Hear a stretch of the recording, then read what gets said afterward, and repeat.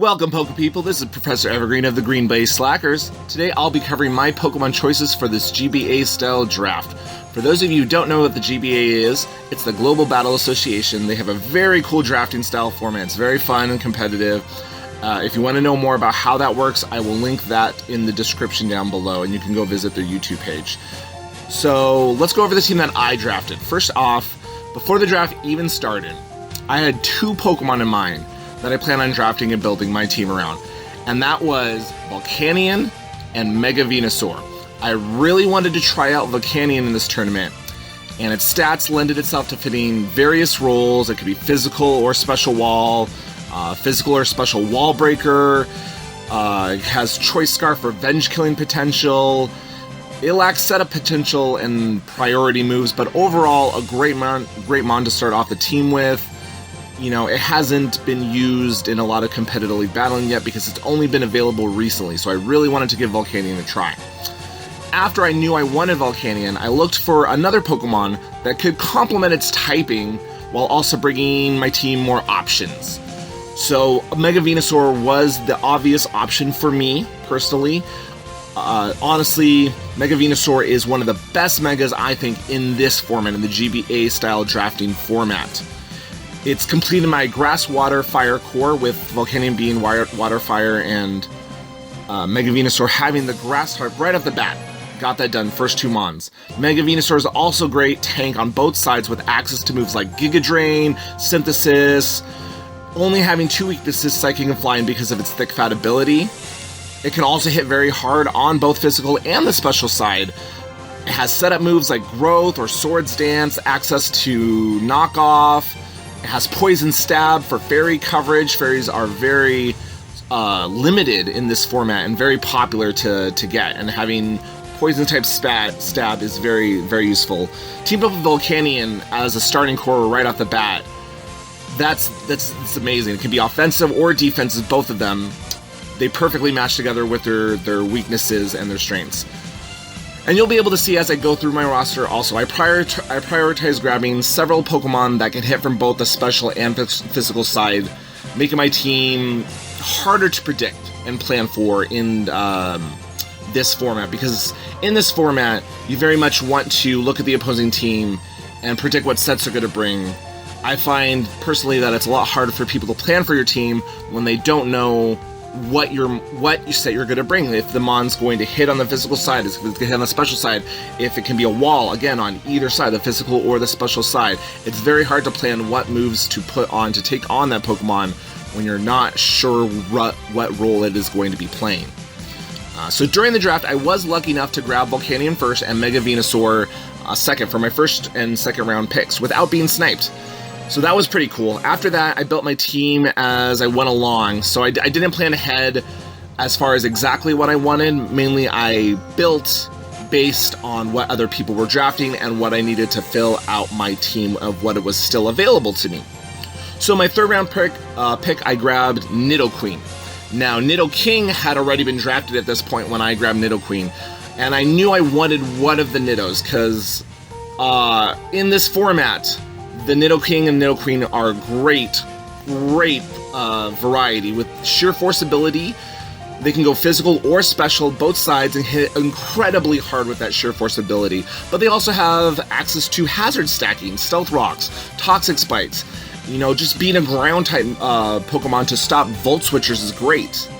So I went ahead and grabbed Nidoqueen as my third round pick. When it came to my fourth round pick, I decided to go with Umbreon. Now, I could have probably waited to draft Umbreon later. At the time, I was worried that I might lose to it, someone else drafting Umbreon, but I probably could have made this around 5 or 6 picks. But for my round fourth pick, I grabbed Umbreon because I wanted to get more reliable healing on my team, especially to assist Volcanion, who can end up taking a lot of damage due to stealth rock switch-ins.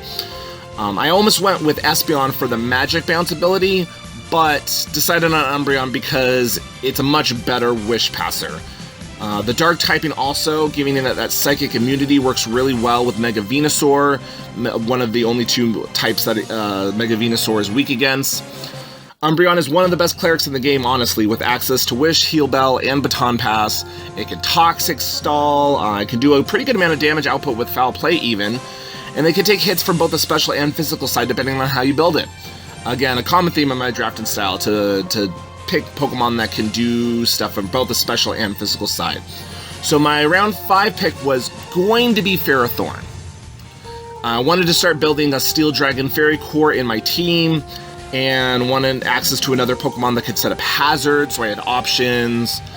And this is one of the reasons why I feel like maybe I should have drafted Ferrothorn round 4, because when round 5 came around, it was literally sniped for me by the coach who chose a Pokemon right before I did. So right before I was about to choose Ferrothorn, he chose Ferrothorn.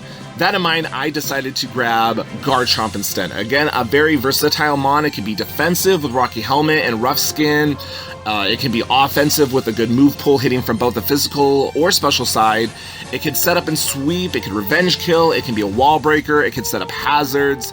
And another ground type to stop Volt Switches if I wanted to.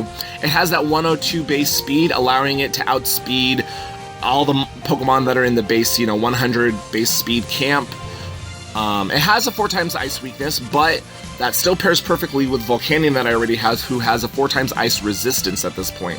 So I went ahead and grabbed Garchomp for my round 5 pick. Now round 6, I went ahead and I picked Togekiss.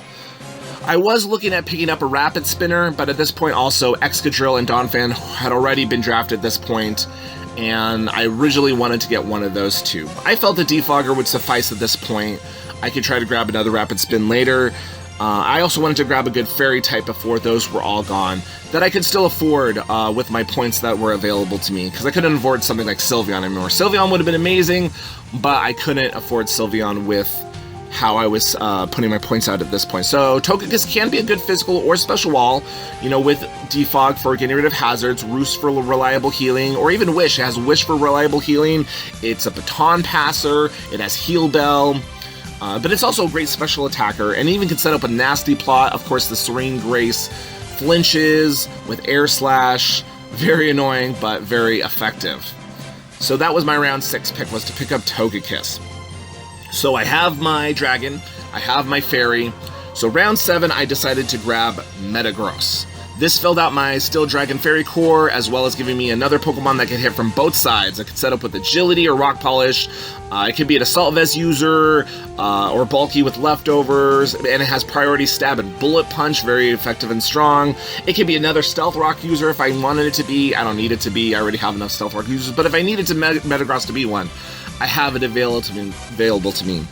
And that really helped fill out my, again, Steel Dragon Fairy core, being able to effectively defend myself against most teams that have been drafted so far, as well as Metagross can put on huge offensive pressure as well.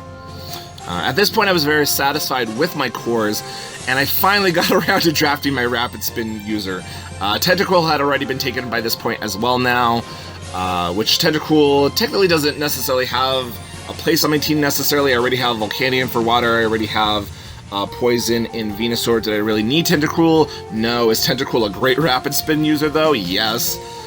But I was very fortunate to still be able to grab Hitmontop for round 8, so that is the one I grabbed. It can be a great defensive Rapid Spinner with Intimidate, but it can also be offensive with the presence of Technician. It has Priority and Fake Out and Mach Punch that work with Technician, or even just a close combat on a Hitmontop can be really devastating. However, I do prefer the Priority because Hitmontop is not the fastest mon. It's a reliable mon overall. The main downside I see it with, though, it's fairly easy to plan for. There's not a lot of different sets you can really bring with Hitmontop. It's a pretty straightforward mon that's easy to predict. But I still think I can make it put in the work for this tournament. Round 9, I went ahead and I grabbed Dugtrio. Now, I noticed at this point most of the other teams had maybe one, some 0 flying or levitating users. So there were a lot of Pokemon I could trap with this Dugtrio and Revenge Kill. I was in dire need of a faster Pokemon at this point as well. A lot of the Pokemon I had drafted at this point were really built around bulk, or being able to hit from both sides, and not really based around speed. And having things that can be really fast sometimes will be really helpful. Dugtrio was nice to get in the upper tiers of the speed. and I can see it doing a lot of work, trapping things in and revenge killing, or just some things being able to take out right away. Now, round 10, I went ahead, and this is the second last round. A lot of things have been drafted at this point. I went in and picked up Rotom. I didn't have a lot of points left to spend. I wanted a faster electric user, but there wasn't really anything available to me at this point with the points I had and what was left to draft. But Rotom still has its place. It can be a bulky or even scarf Volt Switcher, so I can have it be a slow Volt Switcher or a fast Volt Switcher, depending on the team that I'm fighting against. Pivoting is so useful in this GBA format. And if a ground type user stops me with Volt Switch, I have Leaf Storm for it. Stab Leaf Storm on Rotom is going to hurt a lot. And finally, my last pick of the draft is going to be Gothorita. Now, getting Gothitelle would have been amazing. I mean, it's one of the best mons in the format, with Shadow Tag being able to trap you in and take you out, and a lot of times if you plan properly for the other team, there's really not much they can do about it. Gothorita, not as great. Obviously, in order to be able to survive a lot of attacks, it's going to have to be an Evilite user, but I look forward to making a try to, do a lot of work for me with the Shadow Tag ability and see if I can get some kills. And, if it doesn't work out, it was my last pick, and I'm pretty happy with the rest of my draft to back me up, so I'm not too worried about it.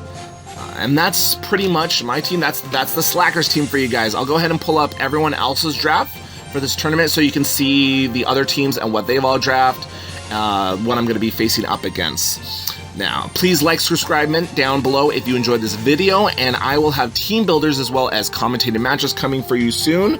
Thanks for watching, and may the odds be ever in your green.